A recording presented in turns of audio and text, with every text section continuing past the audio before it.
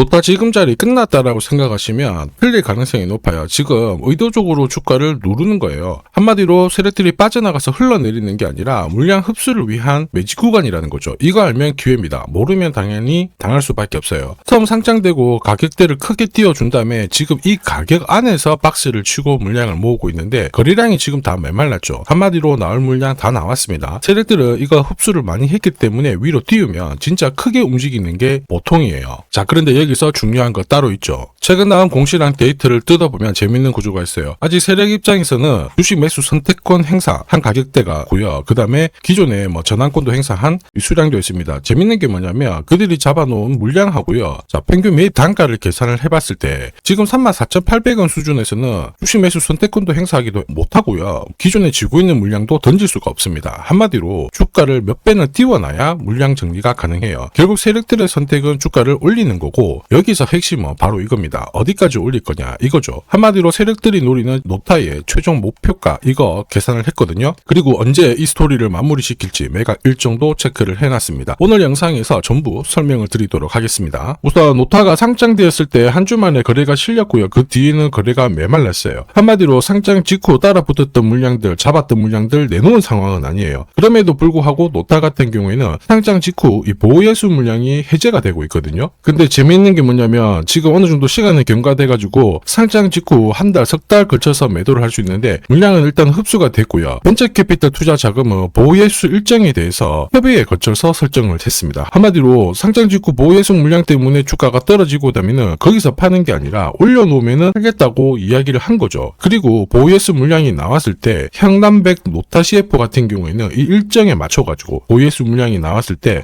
적극적인 PR 활동, 매출로 주가를 방어시키겠다 이런 이야기를 했거든요. 그 시기가 지금이에요. 조만간에 삼성전자 관련한 협력 이야기 그리고 신기술 발표 자 이런 찌라시가 나올 수 있다는 거 시장에서 돌고 있습니다. 한마디로 주가 방어를 철저히 하고 있는 상황인데 물량이 안 나오는 거 봐서 지금보다는 그 시기에 맞춰가지고 강력한 상승을 보인 다음에 정리시킬 수 있는 주가 상승을 만드는 과정이라고 봐야 돼요. 요새 이런 스토리로 움직이는 종목들 정말 많습니다. 리얼팜들도 이 전환사채 물량을 정리를 시키기 위해서 376원부터 8,000원대까지 순간적으로 20배 넘는 급등을 보였습니다. 점 상한가가 세상에 9방 넘게 나왔죠. 자, 그리고 정확하게 첫 번째 상한가를 찍었을 때 제가 영상에서 유튜브로 올려드렸어요. 하나 보고 갈게요. 지금 이전에 형성이 되었던 고점대 한 번 더 돌파할 수밖에 없는 게 1625원짜리 전환사채를 만기 전에 취득을 했거든요. 물량을 잠근 겁니다. 오버행 부담이 줄었기 때문에 세력들은 주가를 띄울 수 있는 쉬운 구조를 만들어 놓은 거예요. 오늘 상한가 같죠? 내일 한번 풀리거나 이거는 기회가 되는 겁니다. 앞에서 영상 보셨던 것처럼 첫 상한가 때 설명드리고 그 뒤로 상한가 9방 이때 잡아도 5배 넘는 상승을 보였습니다. 결국 환기 종목 이슈가 있거든요. 그런데 실적 모멘텀 없이 주가를 띄우는 거는 결국 세력들이 설계한 구조예요.